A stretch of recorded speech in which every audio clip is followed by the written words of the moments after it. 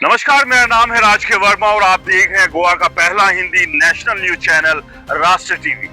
दोस्तों, अगर आप गोवा में रहने वाले हैं और आपके पास अपने और अपने परिवार के लिए एक छत यानी अपना घर नहीं है, तो अब गोवा सरकार ने बेघरों के लिए एक नई उम्मीद जगा दी है। विधानसभा में मुख्यमंत्री प्रमोद सावंत ने ऐलान किया है कि बेघरों को कम लागत पर पक्का मकान देने के लिए एक विशेष आवास योजना तैयार की जाएगी, जिसे केंद्र की प्रधानमंत्री आवास योजना यानी PMAY के साथ जोड़ा जाएगा।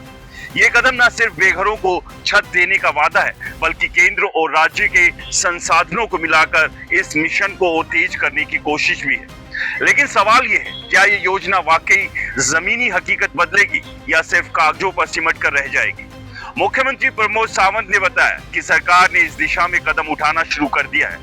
पेरनेम में 2 सरकारी जमीनों की पहचान हो चुकी है, जहां गोवा हाउसिंग बोर्ड के जरिए बेघरों के लिए एक बेडरूम और रसोई वाले घर बनाए जाएंगे। सावंत ने साफ कहा, हम पैसा नहीं देंगे, गोवा हाउसिंग बोर्ड घर बनाएगा और बेघरों को सौंपेगा। ये घर न्यूनतम लागत पर दिए जाएंगे ताकि बेघर परिवारों पर बोझ ना पड़े। लेकिन आंकड़े क्या कहते हैं? गोवा जैसे छोटे राज्य में बेघरों की सटीक संख्या पर कोई ठोस डेटा सामने नहीं आया है। विपक्ष के नेता यूरी अल्माओ ने सदन में सवाल उठाया कि सरकार को पहले एक डिटेल सर्वे करना चाहिए था ताकि बेघरों की सही गिनती हो सके। यूरी ने यह भी बताया कि कई परिवार पीढ़ियों से गोवा में रह रहे हैं, लेकिन उनके पास जमीन का मालिकाना हक नहीं है। ऐसे में सिर्फ घर बनाना काफी नहीं, जमीन के मालिकाना हक का मसला भी सुलझाना होगा। ये मसला विधानसभा में बीजेपी विधायक नीलेश काब्राल के कॉलिंग अटेंशन मोशन से उठा। काब्राल ने सुझाव दिया कि सरकार को सभी मौजूदा आवास योजनाओं को एक छतरी के नीचे लाकर एक व्यापक नीति बनानी चाहिए। उन्होंने जोर दिया कि फाइनेंशियल मदद देने के बजाय सरकार को खुद घर बनाकर बेघरों को देना चाहिए। क्यूपीएम के कांग्रेस विधायक एल्टोन डिकोस्टा ने अपने इलाके का जिक्र करते हुए कहा कि वहां 25 परिवार बिना घर के जिंदगी गुजार रहे हैं।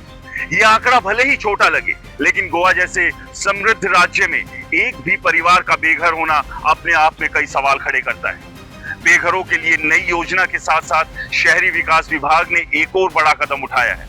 एकल आवासों की मरम्मत के लिए अब नगर पालिका क्षेत्रों में अनुमति सिर्फ 3 वर्किंग डे में मिल जाएगी। इस बीच सरकार ने अटल आश्रय योजना के फंड के दुरुपयोग की आशंका जताई है। इसके लिए एक सर्वे की घोषणा की गई ताकि ये पता लगाया जा सके कि फंड का इस्तेमाल सही दिशा में हो रहा है या नहीं। ये सवाल इसलिए भी अहम है क्योंकि सरकारी योजनाओं में ट्रांसपेरेंसी और जवाबदेही का अभाव अक्सर देखा गया है। गोवा सरकार का ये कदम स्वागत योग्य है, लेकिन कई सवाल अब भी हवा में है। पहला, बेघरों की सटीक संख्या कितनी है? दूसरा, PMAY के साथ जोड़ने का खाका क्या होगा?